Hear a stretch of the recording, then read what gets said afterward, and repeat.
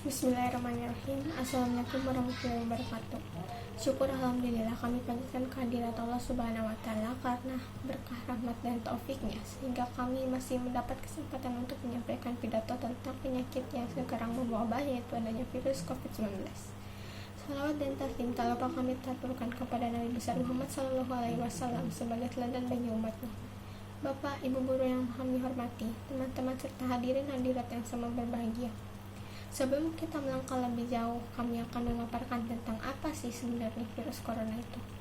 Coronavirus atau virus corona merupakan keluarga besar virus yang menyebabkan infeksi saluran pernapasan atau ringan hingga sedang, seperti penyakit flu.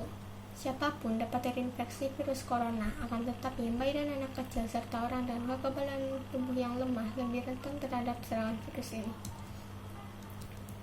Infeksi coronavirus disebabkan oleh virus corona itu sendiri. Kebanyakan virus corona menyebar seperti virus lain pada umumnya, seperti percikan air liur, pengidap, batuk dan bersin, atau droplet, menyentuh tangan atau wajah orang yang terinfeksi, menyentuh mata, hidung, atau mulut setelah memegang barang yang terkena percikan air liur, pengidap virus corona, tinja atau feses. Hadirin yang kami hormati, khusus untuk COVID-19, masa inkubasi belum diketahui secara pasti. Namun, rata-rata gejala yang timbul setelah 2-14 hari setelah virus pertama masuk ke dalam tubuh. Di samping itu, metode transmisi COVID-19 juga belum diketahui dengan pasti. Awalnya, virus corona jenis COVID-19 diduga bersumber dari hewan. Virus corona COVID-19 merupakan virus yang beredar pada beberapa hewan termasuk unta, kucing, dan kelelawar. Virus corona bisa menimbulkan beragam gejala pada pengidapnya. Gejala yang muncul ini bergantung pada jenis virus corona yang menyerang dan beberapa serius infeksi yang terjadi. Berikut beberapa gejala virus corona yang terbilang ringan, yaitu hidung beringus, sakit kepala, batuk, sakit tenggorokan, demam, merasa tidak enak badan. Tak ada perawatan khusus untuk mengatasi infeksi virus corona. Umumnya pengidap akan pulih dengan sendirinya, namun ada beberapa upaya yang bisa dilakukan untuk meredakan gejala infeksi virus corona. Contohnya, minum obat yang dijual bebas untuk mengurangi rasa sakit, demam, dan batuk. Gunakan pelembab ruangan atau mandi air panas untuk membantu meredakan sakit tenggorokan dan batuk.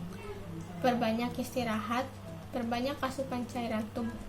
Jika merasa khawatir dengan gejala yang dialami, segeralah hubungi penyedia layanan kesehatan terdekat. Sampai saat ini, belum ada vaksin untuk mencegah infeksi virus corona.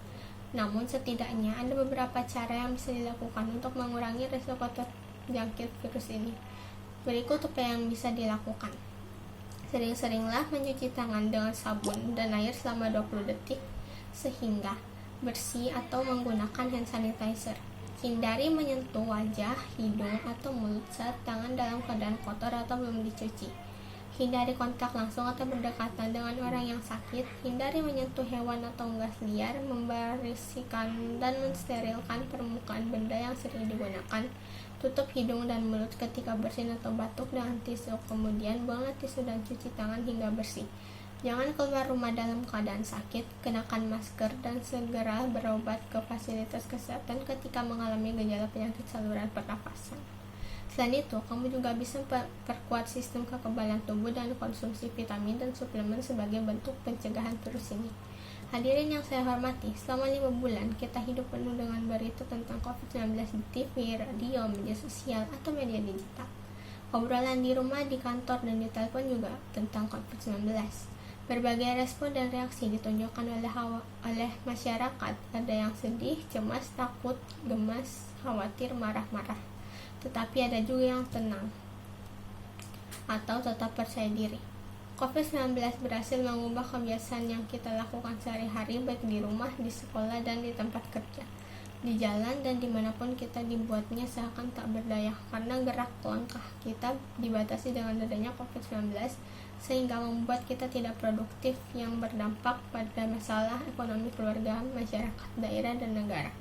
COVID-19 memang benar-benar luar biasa. COVID-19 adalah penyakit yang disebabkan oleh virus corona, sebuah makhluk yang sangat kecil, berukuran sekitar 125 nanometer, namun bisa dalam kondisi parah, bisa menyebabkan gagal nafas dan berakhir pada kematian. Penularannya melalui droplets atau percikan batuk atau bersin. Hadirin yang kami hormati, kami telah menyampaikan tentang bahaya virus COVID-19. Oleh karenanya, marilah kita bersama untuk melawan virus dengan melakukan tindakan pencegahan seperti sering cuci tangan pakai sabun atau hand sanitizer, memakai masker, meningkatkan daya tahan tubuh, menjaga jarak, dan hindari kerumunan. Apakah kita mau terus hidup dengan membatasinya, tinggal di rumah terus?